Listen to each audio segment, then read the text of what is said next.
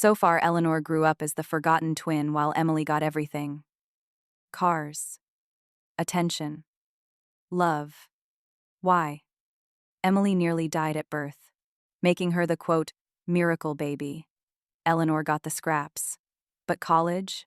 That's where things got really ugly. Eleanor worked 3 jobs to pay her own way while Emily lived like a princess on mom and dad's dime. Then graduation day arrived. Emily got a house. Eleanor got a lottery ticket. As a joke. They had no idea they'd just handed her the key to $100 million and the power to rewrite her entire life. What happens when the family scapegoat becomes the family millionaire? The revenge is about to be sweet. You know what's crazy about being the family scapegoat? You learn to survive on nothing, which means when you finally get something, you know exactly what to do with it. After years of Emily getting houses and cars while I got backpacks and bus rides, graduation day was supposed to be different. Finally, my moment to shine. Instead, Emily got a literal house as her graduation gift. Me? I got a lottery ticket. A lottery ticket. Like some cosmic joke about my worthlessness. They literally laughed as they handed it to me. But 6 months later, alone in my cockroach-infested Brooklyn apartment, working my butt off just to afford ramen, I decided to check those, quote, lucky numbers one last time. And guys, my world didn't just change. It exploded. That joke ticket? It was worth $100 million. The family that had dismissed me for 23 years was about to learn that karma has a sense of humor. And I was about to discover that revenge is a dish best served with financial independence. My college graduation day arrived after 4 long years of juggling classes, jobs, and the crushing weight of being forgotten in my own family. I had always told myself this moment would be a milestone worth every sacrifice. The one day when my parents would finally see me as their child no less worthy than Emily. I believed that after all those years of watching me pay my tuition, earn my own money, and take care of myself, they would at least give me fair recognition. I didn't dream of a house. I didn't dream of a luxury car. I only hoped for a gift with genuine meaning, a sincere word of praise, or simply a warm embrace from my parents, something that would show me they were proud of me too. That morning, the sky over New York was strikingly clear. Golden sunlight poured over the campus lawn where hundreds of students in black gowns and square caps gathered. The ceremonial music rang out brightly, blending with the cheers of friends and families. The air was thick with joy and celebration. I stepped out from the rows of seats, my heart racing, my hands trembling as I reached for my diploma. 4 years of struggle, the long nights washing dishes, the drowsy mornings in the library, all of it came rushing back in that single moment. I smiled, believing that at last I would be seen as equal to Emily. When the ceremony ended, students flooded the campus lawn to find their loved ones. I scanned the crowd and spotted my parents and Emily standing under the shade of a maple tree. They held 2 gift boxes wrapped in glossy paper with bright red ribbons. I walked quickly toward them, my heart swelling with hope that this time I would be honored just as much as my sister. My mother handed Emily the larger box first. Emily tore it open and gasps erupted around us as the metallic glint of keys caught the sunlight.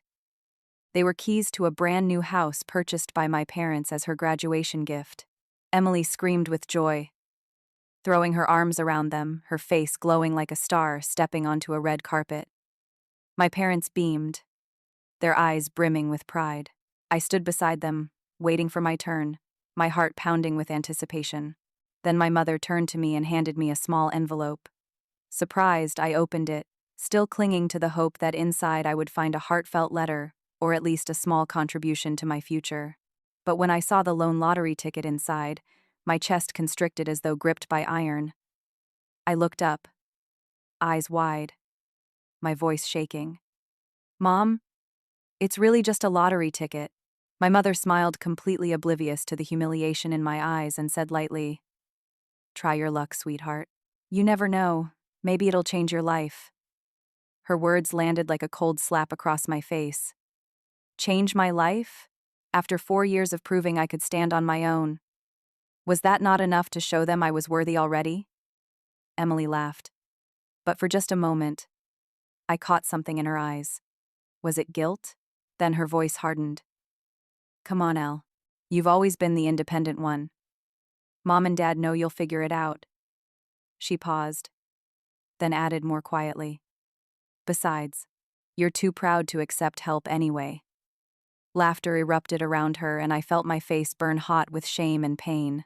My father, as if to end the tension, patted my shoulder lightly, but his words fell heavy as lead. You've always been strong, independent.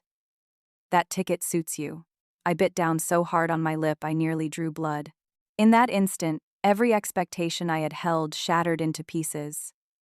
I forced myself to hold back tears, to stand tall in the crowd.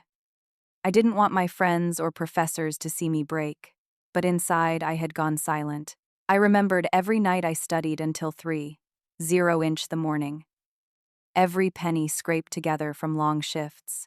Every time my mother told me, "You have to give way for your sister." And now, on the very day I was supposed to be acknowledged, I was humiliated publicly, with nothing but a lottery ticket. Emily kept clinging to our parents, flaunting the keys to her new house, posing for photos, her smile bright and flawless, while I stood there on the sidelines like a stranger. Some of my classmates glanced at me with pity while others whispered to each other. I wanted to scream, to demand answers, but my throat tightened until no words could come out. All I felt was the sting of 100 needles piercing straight into my heart. In that moment, a bitter truth settled over me. In my parents' eyes, I had never been a worthy child.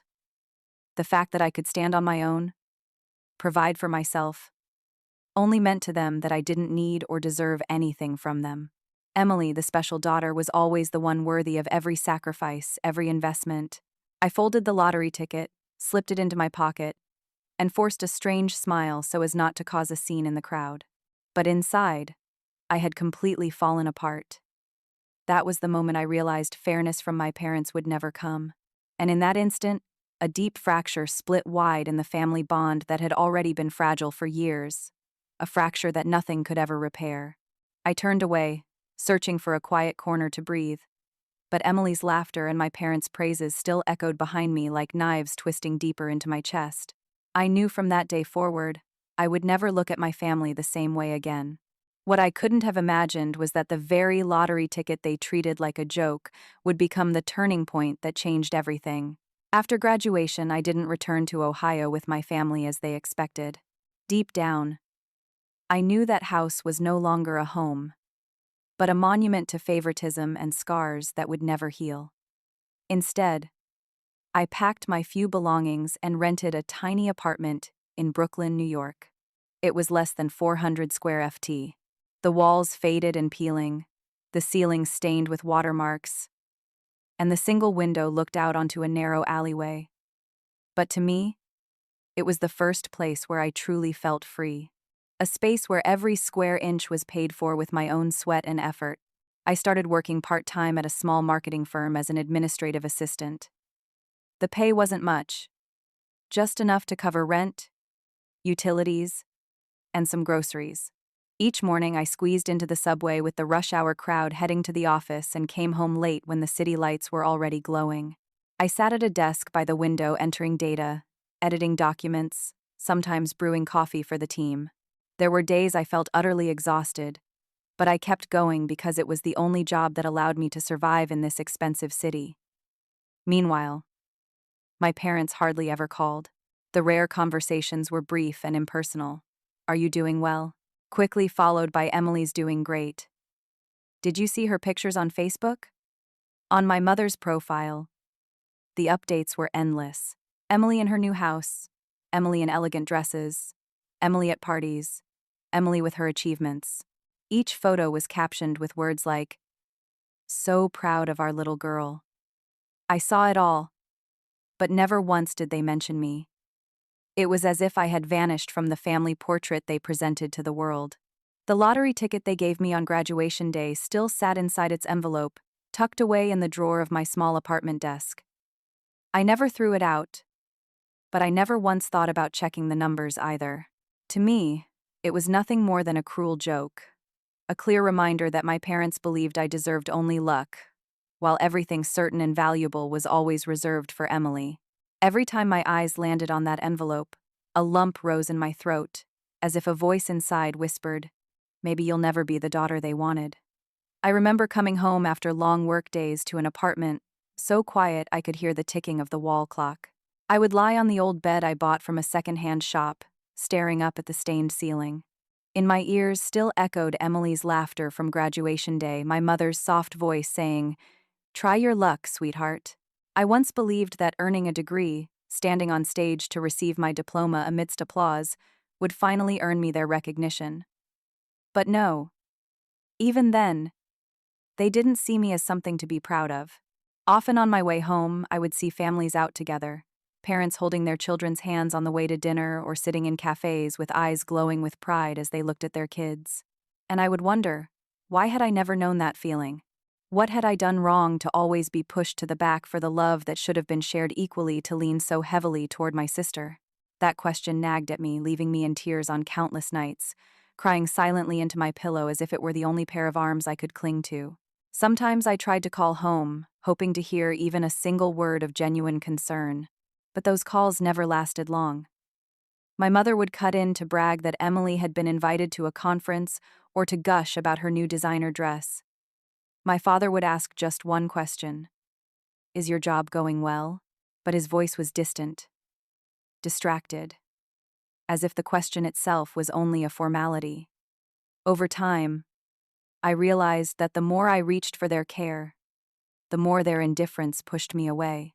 One night when I opened the fridge and found only a nearly expired carton of milk and a small piece of cheese, I sank into a chair and let out a bitter laugh. I remembered our kitchen back home, always overflowing with food. But where Emily was always served the choicest portions, I was always the one eating last, scraping what was left. Now in this unfamiliar city with nothing but a scrap of cheese, at least it belonged to me. No one could take it away. I began keeping a journal, writing down every thought, every pain, every dream I hadn't dared to speak aloud. I wrote so I wouldn't forget who I was, so I wouldn't be erased by the invisibility my family had imposed on me.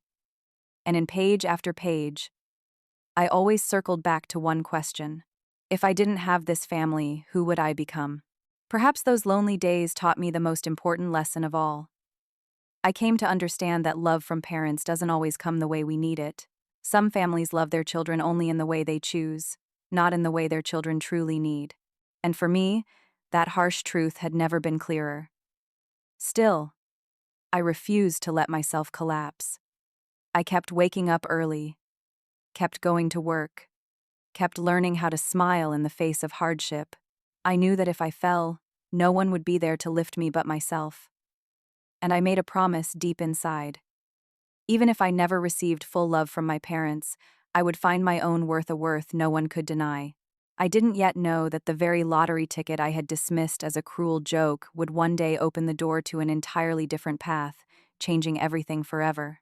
About 6 months after graduation, while I was still struggling with my job at the small marketing company in my cramped apartment in Brooklyn, I unexpectedly received a call from my mother. Her voice over the phone carried the same familiar tone, half sweet, half commanding. "Eleanor, sweetie, we're having dinner at Aunt Sophia's this weekend. The family has some exciting news to share." Aunt Sophia was my cousin's aunt in Columbus, the one with the spacious house where family gatherings were often held. I was taken aback since it was rare for my parents to invite me back, but curiosity pushed me to reluctantly agree. The next day, I boarded a budget flight to Ohio, and Sophia's house glowed with lights. The front yard laid out with a long table draped in white cloth, lanterns hanging low, casting a soft golden glow. I walked in to find everyone already seated around the table, laughter filling the air. Emily wore a tight red dress, exuding confidence while my parents sat beaming on either side of her. As soon as I sat down, my mother raised her voice with a practiced warmth. "Today is a special day. We wanted to share this wonderful news with you. A win." I glanced around, waiting, a faint hope flickering inside me, that perhaps this time they would think of me, offer me a word of congratulations, some form of recognition. But then my father cleared his throat and declared proudly, "We're going to sponsor Emily's entire wedding. A grand luxurious celebration at the biggest 5-star hotel in the city, followed by a honeymoon in Hawaii. We'll cover every single expense." Applause broke out from a few relatives nearby. Emily beamed, leaning her head against our mother's shoulder, her voice singing and triumphant. I knew you'd always support me. Thank you, Mom and Dad. I love you more than anyone in the world. I sat frozen, my fingers clutching the edge of the tablecloth while a storm surged inside me. Images flashed through my mind. The years I had fought alone, drowning in student debt just to make it through college. The nights I ate instant noodles in a dim apartment while Emily basked in endless comfort. And now, here were my parents announcing they would spend hundreds of thousands of dollars on Emily's dream wedding when they had never once spared even a small gesture of support for me. I couldn't hold it in anymore. I lifted my head, my voice but firm. What about me? When do I get the family investment? The table fell silent for several seconds, as though no one could believe I had dared to speak those words. My father frowned. My mother shifted uncomfortably, and Emily quickly jumped in, her eyes gleaming with mockery. Emily's eyes flashed with something. Frustration? Fear? Eleanor, you've always been fine on your own. You don't need us like I do. You're stronger. Her words cut into me like a blade. My hands trembled against the table, my whole body shaking from anger and the weight of unspoken pain. I stared into her eyes, then turned to my parents. A strange calm washed over me, and my voice came out clear and unwavering. I looked at Emily, then at my parents, my voice steady and clear. Number. It's not because I'm not good enough. It's because I refuse to play the helpless princess game. But you know what? I'm glad I learned to stand on my own, because now I don't need anyone to buy my happiness. The entire table went silent. Emily's mouth hung open, my mother flinched, her eyes flashing with anger, while my father's face turned red as though I had humiliated him in front of the whole family. I could feel every gaze fixed on me. But strangely, I felt no fear. On the contrary, a wave of relief spread through me as if I had finally spoken aloud the words I had swallowed for more than 20 years. I slowly stood up. The screech of my chair dragging against the wooden floor echoed in the tense air. I placed my napkin neatly on the table, letting my eyes sweep across the relatives around me. Their expressions were a mixed shock, annoyance, even a few heads shaking in disapproval. I didn't add another word. I just gave a faint, bitter smile. Then I turned and walked straight out of that brightly lit room. No one rose to stop me. No one called after me. Not a single hand reached out. The door closed behind me, shutting in the awkward laughter and hushed whispers. Outside, the Ohio night air bit cold against my face. Yet my chest burned with heat. For the first time in my life, I had confronted them directly, no longer swallowing my pain in silence. I walked along the narrow path toward the parking lot, the dim streetlights stretching my shadow across the ground. Each step felt like cutting free from an invisible rope that had bound me for years.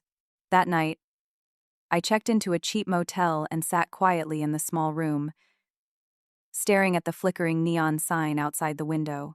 I didn't feel triumphant nor happy, only a deep sadness and a hollow emptiness. Yet beneath it all, I sensed a tiny seed of freedom beginning to sprout. I had spoken. I had walked away. And I had no idea that soon my life would shift in ways I couldn't imagine. All starting with the lottery ticket I had once thought of as nothing more than a cruel joke. When I returned from Ohio, I slipped back into the exhausting rhythm of New York. My little Brooklyn apartment was cramped and dim, but it was the only place that felt safe. At least there were no scornful glances from my sister or commanding voices from my parents. I spent my days working at the marketing firm, squeezing in extra freelance projects just to make ends meet. The room was always cluttered with books, papers, and clothes strewn everywhere. One weekend evening, 6 months after graduation, I was cleaning my cramped Brooklyn apartment when I found it. That damn lottery ticket, crumpled in my desk drawer like a forgotten insult. I almost threw it away. Again. But something made me pause. Maybe it was the exhaustion from another 60-hour work week. Or maybe I just wanted to prove to myself how worthless their, quote, gift really was. I pulled up the New York Lottery website on my ancient laptop. My fingers shook, as I typed in the first number. Match. Coincidence, I thought. Second number. Match. My heart started pounding. Third number. Match. By the fourth match, I was hyperventilating. Fifth number. Match. Sixth number. Match. The screen blurred as tears filled my eyes. I blinked hard, read it again, then grabbed the ticket and held it inches from my face. Every single number matched. I stared at those words on the screen. Quote, jackpot winner, $100 million. For 10 minutes, I just sat there, frozen. Then I called the lottery office. My voice cracked as I read them the numbers. The official's tone changed instantly. Ma'am, you need to come in immediately. And don't tell Anione about this yet. I hung up and burst into tears. Not from joy, but from the crushing irony. The family that had dismissed me, that had given me this ticket as a cruel joke, had unknowingly handed me my freedom. Everything around me seemed to freeze. The noise of cars outside, the clanging of pipes in the walls, they all faded into the distance. All I could hear was the thunderous pounding of my own heart. My hands shook so violently I almost dropped the ticket. Tears welled up and spilled hot down my cheeks. I broke into sobs, the sound echoing through my tiny apartment. My mind raced back to that graduation day, my mother handing me the envelope, her voice saying, "Try your luck. Maybe it'll change your life." Emily's mocking laugh in front of our friends. My father's patronizing pat on my shoulder, mistaking disdain for encouragement. I had treated this ticket as a joke, as proof of how little they valued me, and yet, here it was, opening a door to an entirely new life. I sank onto the floor, clutching the ticket as tears blurred my vision. But inside, I felt a clarity sharper than ever before. For years, I had fought to earn their recognition, to prove I was worthy of love. But in this single moment, I realized I didn't need them anymore. My life had changed, not because of their love or their investments, but because of the very thing they dismissed as worthless. Inside me, a voice rose, both aching and defiant. So, it's the very thing they scorned that has given me a new life. I sat there for a long time, letting the emotions crash over me. Shock, disbelief, joy, and a bittersweet ache. I understood then that $100 million wasn't just money. It was a chance to step out of the shadows, to truly take control of my destiny. More importantly, it was living proof that my worth had never rested in my parents' hands or in their favoritism toward Emily. My worth had always been in my resilience, my independence.